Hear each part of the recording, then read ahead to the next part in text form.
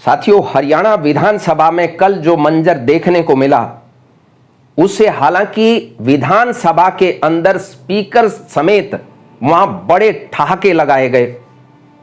जब बीजेपी का एक मंत्री ये कहता है कि अपने ही एक विधायक को उनका नाम लेकर के, राम कुमार गौतम का नाम लेकर के जब ये कहता है कि ये 10 किलो शर्त लगा करके गोबर पी गए थे, जी गोबर पी गए थे, क्या कोई हंसी मजाक में भी इस प्रकार बातें कर सकता है? ये तो हमारे माननीय है, इनको माननीय कहते हैं। क्या ये किसी भी एंगल से माननीय आपको लगते हैं? जो विधानसभा में इस प्रकार की घटिया और ओछी राजनीति पर उतर आए हैं, और ये राजनीति किसी दूसरी पार्टी के साथ नहीं कर रहे हैं, ये अपने ही विधायक को गोबर खाने की बात कर रहे हैं। उससे पहले राम कुमार गौतम ने जब मंत्री जी ये कह रहे थे, डॉक्टर अरविंद शर्मा ये कह रहे थे कि हरियाणा में ही नहीं बल्कि पूरे देश में गोहाना का नाम जलेबी की वजह से प्रसिद्ध हो गया, और मुख्यमंत्री खुद जाकर के वहां जलेबी तलने का काम करते हैं, जलेबी बनाने का काम करते हैं। लेकिन राम कुमार गौतम ने उठ करके ये कहा कि जो देसी जलेबी बनाने की बात, जो दावे हैं वो बिल्कुल झूठे हैं, वो गलत हैं। लोगों को लूटने और लोगों को परेशान करते हुए उनको लूटने का काम किया जाता है जो भी जलेबी बना रहे हैं। उन्होंने अपना किस्सा सुनाया, आप खुद किस्से को सुन लीजिए। इसके साथ साथ एक सबसे बड़ा सवाल यह खड़ा होता है कि देसी घी की जलेबी बनाने का काम अगर विधानसभा में डिस्कस होने लगेगा, इसका मतलब प्रदेश में कोई समस्या नहीं है। वहां जो विधायक और मंत्री वहां बैठे हुए, इसका मतलब वो केवल लतीफे सुनने के लिए वहां पर बैठे हैं। क्या इतना टाइम हरियाणा विधानसभा के आदरणीय मेंबर्स के पास है कि वो ठहाके लगाएं ऐसी बात पर कि गोबर पी गए थे?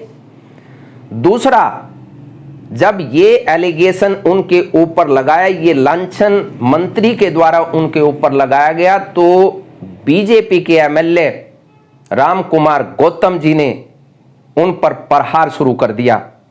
और प्रहार केवल हल्का फुल्का प्रहार नहीं, उन्होंने सीधा भ्रष्टाचार का आरोप लगाया और ये कहा कि ये मंत्री, ये डॉक्टर अरविंद शर्मा ना जाने कितने लोगों से पैसे खा करके बैठा है, पता नहीं किसी के पैसे दिए कि नहीं दिए। लेकिन अपने रिश्तेदार का भी जिक्र किया कि मेरे रिश्तेदार से इन्होंने 10 लाख रुपए लिए हैं और उसे लौटाया नहीं है।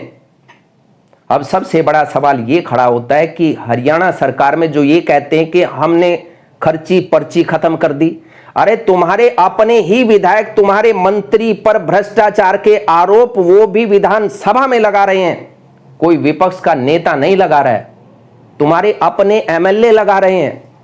इससे बड़ा सबूत और इससे बड़ी लानत और क्या हो सकती है सरकार के लिए, जो अपना ही महिमा मंडन करने में लगे हुए हैं? क्या इस पर कोई कमेटी गठित होगी?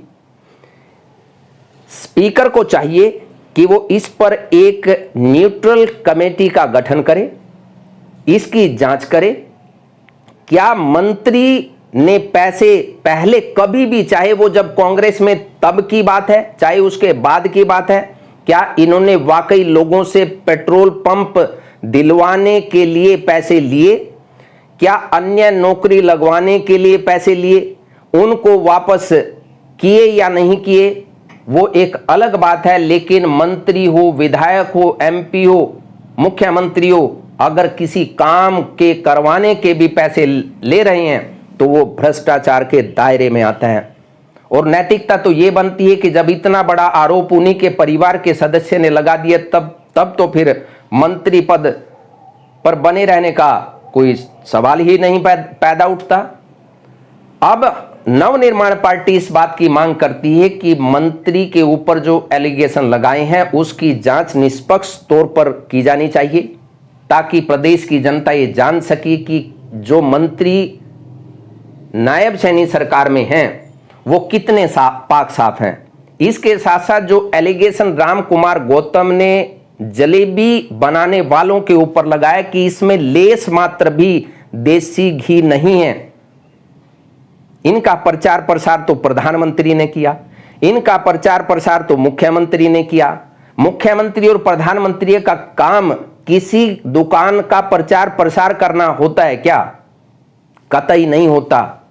अगर वो देसी कह करके डालडा घी की जलेबी बना करके लोगों को लूटने का, लोगों को मूर्ख बनाने का, उनके स्वास्थ्य के साथ खिलवाड़ करने का काम अगर गोहाना में हो रहा है, तब तो सरकार के ऊपर सबसे बड़ा प्रश्न चिन्ह खड़ा होता है। और मुख्यमंत्री के पास क्या इस प्रकार की इंफॉर्मेशन नहीं थी?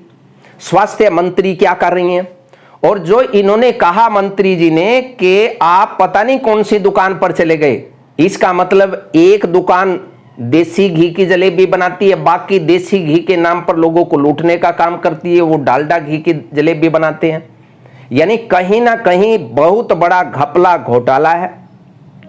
विधानसभा में इस तरीके की बात उठना, ये पूरे लोकतंत्र के लिए शर्मनाक बात है। जिन्हें हम माननीय कहते हैं, वो कैसे बच्चों की तरह लड़ रहे हैं, बच्चों की तरह आरोप लगा रहे हैं, गोबर खाने तक की बात कर रहे हैं। और राम कुमार गौतम साहब ने भी कह दिया कि भले आदमी तू 100 ग्राम गोबर खा के दिखा दे या 1 छटाक गोबर खा के दिखा दे। क्या ये स्तर रह गया है विधानसभा में डिस्कशन का? क्या प्रदेश में और कोई समस्याएं नहीं रही? क्या किसानों की, बेरोजगारों की कोई समस्या नहीं रही? महिलाओं की कोई समस्या नहीं रही? सड़कों की कोई समस्या नहीं रही?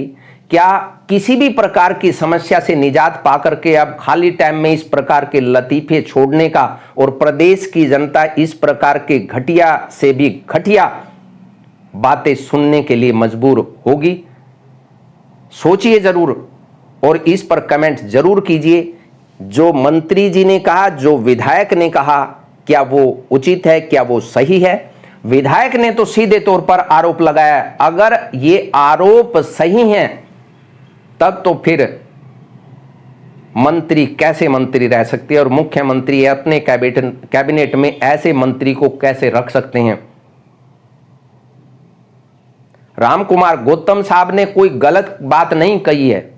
अगर उन्होंने प्रदेश की जनता को आईना और उनको सजग करने का काम किया है, तो ये तो अच्छी बात है, उनकी प्रशंसा होनी चाहिए थी। एक जलेबी वाले के लिए उसके पक्ष में खड़े होने का एक मंत्री का क्या औचित्य बनता है? और ना केवल जलेबी वाले के साथ खड़े होकर के अपने ही विधायक की बेइज्जती करने का काम किया गया, बल्कि यहां तक कि स्पीकर साहब भी ठहाके मारकर हंसने लगे। क्या स्पीकर साहब का यह फर्ज नहीं बनता था कि वो उसी टाइम मंत्री को रोकते और उनको ये कहते इस प्रकार की वाहियात बातें सदन में करने की ना केवल इजाजत नहीं दी जा सकती, बल्कि अगर आप इस प्रकार की बातें करेंगे तो मैं आपको बाहर करने का काम करूंगा। लेकिन स्पीकर साहब भी पहले लतीफे सुनते रहे। उसके बाद जब गौतम साहब ने सीधे तौर पर भ्रष्टाचार के आरोप मंत्री पर लगाए, तब उन्होंने यहां तक कहा कि गौतम साहब आप सदन में रहें या बाहर चले जाएं, हमें कोई फर्क नहीं पड़ता। और ये शायद पहली बार ऐसा हो रहा है जब सरकार में बैठे हुए लोग ही अपने ही आदमी को बाहर जाने के लिए कह रहे हैं। क्या इससे लोकतंत्र मजबूत होगा? सोचना जरूर और चिंतन मंथन भी करना। बहुत बहुत धन्यवाद। जय हिंद, जय भारत, वंदे मातरम।